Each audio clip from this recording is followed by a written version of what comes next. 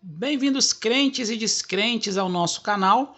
Eu sou o professor Marcos, esse é o nosso canal de teologia e estamos no curso de Teologia Bíblica, disciplina de Panorama do Antigo Testamento. Se você já vem acompanhando as nossas aulas, na aula passada nós falamos do primeiro livro de Samuel, né? Muitos falam 1 Samuel, mas na verdade é um livro, então é o primeiro livro de Samuel.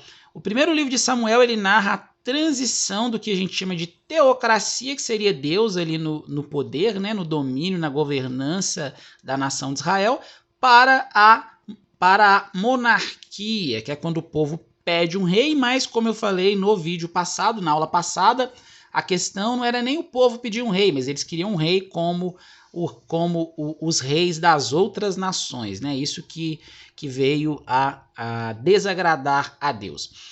E no vídeo de hoje nós vamos falar, dando sequência ao estudo, né, dos livros que levam o nome de Samuel, é o segundo livro de Samuel. O segundo livro de Samuel, ele é interessante porque a maior parte dele é para falar sobre o rei Davi, se não o livro inteiro, né? Mas como Davi ele é coroado um pouco depois ali dos primeiros capítulos, efetivamente mesmo a partir do capítulo 4 que nós vamos ver Davi tendo esse pedido do povo para ser coroado.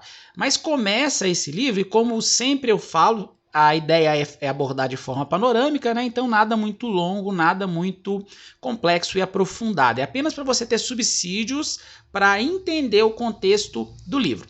Começa o primeiro capítulo com Davi chorando a morte tanto de Saul quanto principalmente de Jonatas, né, que era ali o seu grande amigo. Há até muito questionamento sobre essa relação de Davi e Jonatas como se fosse uma relação amorosa, mas na interpretação do texto, essa análise, essa abordagem, ela deixa muito a desejar, porque o texto não diz especificamente isso, né? A interpretação ali ela está mais relacionada a uma forte amizade mesmo, a um forte laço de amizade. Dos capítulos 2 até o capítulo 4, vai mostrar o fim, o colapso da dinastia de Saul, principalmente através da imagem de Esbozete, né? Esbozete vai ser conclamado rei de uma parte ali de Israel, e Esbozete vai acabar sendo assassinado. Então assim vai findar a dinastia de Saul. Não que não tivessem mais descendentes de Saul, que é como nós vamos ver mais à frente,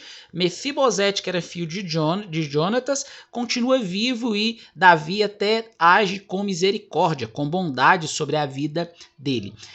Depois do capítulo 4, se nós pegarmos principalmente o capítulo 5 até o capítulo 7, vai mostrar Jerusalém como a capital da nação. Então vai mostrar Jerusalém como centro religioso dali de Israel. Antes era Hebrom, cidade onde Davi veio se refugiar, né, veio se estabelecer por um bom tempo, sobretudo depois da fuga, nos momentos posteriores à fuga de Saul.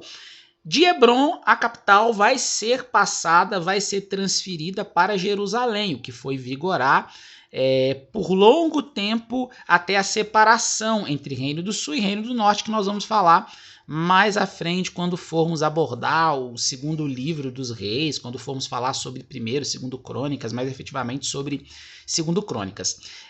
No capítulo 7 tem um relato importante que é a promessa do trono eterno para a família de Davi. E ali tem um viés teológico extremamente messiânico, porque Jesus é o filho de Davi. Então esse trono eterno ele se cumpre através da figura de Cristo. É importante a gente pensar nisso aí, porque se formos pensar nos descendentes de Davi, descendentes que tiveram, né, em si o seu reinado, esse trono ele não durou para sempre, né? Se fôssemos fazer essa análise, os reis não foram sucedendo assim eternamente, né, até os dias de hoje, mas Jesus é rei para sempre, Jesus como filho de Davi, então cumpre-se a promessa sobre a figura de Jesus. Nesses capítulos, então, que tem de mais importante, principalmente o capítulo 5 até o finalzinho do capítulo 7, vai ter tanto esse estabelecimento, vamos dizer assim, de Davi como rei, né? assim como as conquistas que Davi vai ter, diversas conquistas, e tem uma conquista importante, porque assim, a conquista de Jerusalém, ela não vem efetivamente através de Davi, mas elas vêm através de um dos seus grandes assim guerreiros, né, que é Joabe. Então Joabe vai vencer os jebuseus e assim Israel vai tomar Jerusalém. Jerusalém, depois de tomada, vai passar a fazer parte, né, vai passar a ser registrada como o centro religioso de Israel, e isso até os dias de hoje, né? Mesmo com o surgimento de Samaria e tudo, e uma divisão, samaritanos considerando Samaria e não considerando em si Jerusalém como centro religioso, mas até hoje Jerusalém é estabelecido como centro religioso de Israel.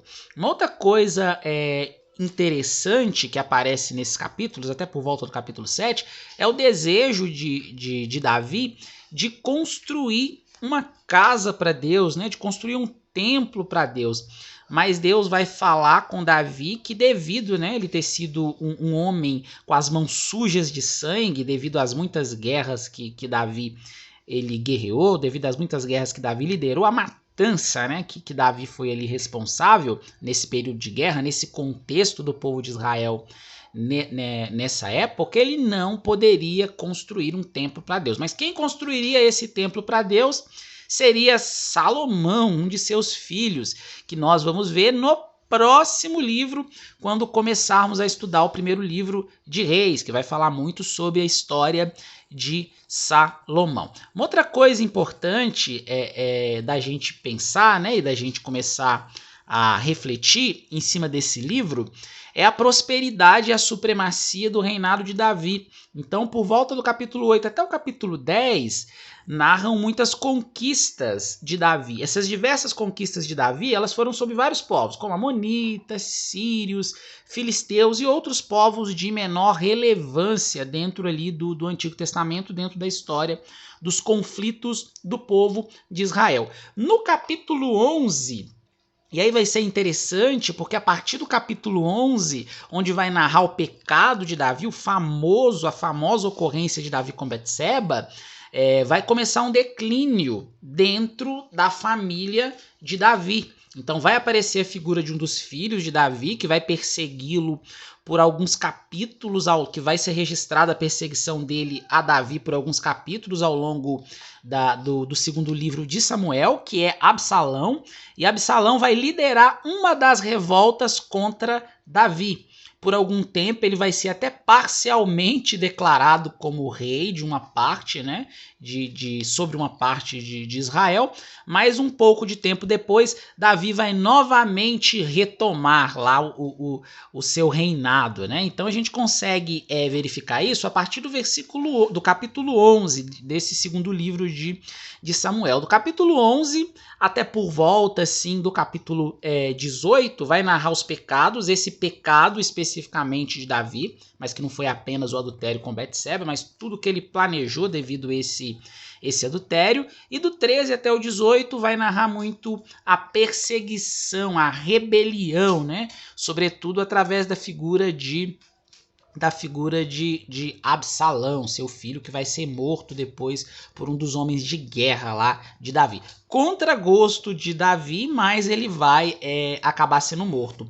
No capítulo 20 também registra uma tentativa de rebelião que tinha como objetivo uma divisão de Israel, mas que não vai ser bem sucedida. E aí os últimos capítulos, eles vão registrar mais efetivamente alguns fatos, né? Algumas ocorrências assim no reinado de Davi que não vão ter tanta importância em questão do acontecimento se comparado aos registros anteriores. Mas uma coisa que eu queria destacar é a recuperação do trono, né? Então do capítulo 19 até o capítulo 20 vai registrar muito sobre essa recuperação do trono, e bem no finalzinho, lá no capítulo 24, já caminhando para o final do livro, desse segundo livro de Samuel, vai falar sobre o censo. Então aí temos um ponto importante, né? Davi levanta um censo militar E ao que é registrado no livro, esse censo militar que Davi levanta é porque Davi estava começando a contar com a força em número do seu poderio militar, e não mais com a força que vinha do Deus vivo, né, do Deus dos exércitos. Davi vai se arrepender, porque esse pecado de Davi levantar um censo para conseguir mostrar, né, orgulhosamente o poder, o tamanho do seu exército, vai ser punido por Deus, e Davi vai reconhecer e vai se arrepender. Aí a gente chega no finalzinho aí desse livro, né, já na velhice, as sábias palavras de Davi, reconhecendo que o Senhor é o Senhor dos exércitos. E aí tem um salmo até bem importante, bem interessante para a gente entender isso, que é o Salmo 18. Se você ler o Salmo 18, você vai conseguir perceber o contexto por trás desse pensamento e dessa consideração que Davi tinha para com Deus, o Deus que concedeu a ele vitórias sobre diversos inimigos nesse período que ele foi rei. Então, nessa aula de hoje, nós falamos aí, demos continuidade ao segundo livro do profeta Samuel. Quem escreve esse segundo livro do profeta Samuel? Provavelmente não foi Samuel, né? Não tinha como ser Samuel, porque Samuel morre no registro do primeiro livro. Como eu havia dito no vídeo anterior, Samuel não escreveu por completo nem o primeiro livro, porque o primeiro livro narra o nascimento dele e narra a morte, né? Logo não faria sentido ele ter escrito todo o livro, e muito menos esse segundo livro de Samuel. Quem pode ter escrito? Muitos falam que pode ter sido o profeta Natan. O profeta Natan, ele é de extrema importância para esse segundo livro de Samuel, até mesmo porque ele é quem vai abrir os olhos de Davi na ocorrência lá do pecado com Betseba. Então essa foi a nossa aula para falar do segundo livro, um panorama do segundo livro de Samuel. Na nossa próxima aula já vamos entrar na sequência do reinado da família de Davi através da figura de Salomão. Então vamos falar do primeiro livro dos reis de Israel. Aguardo vocês.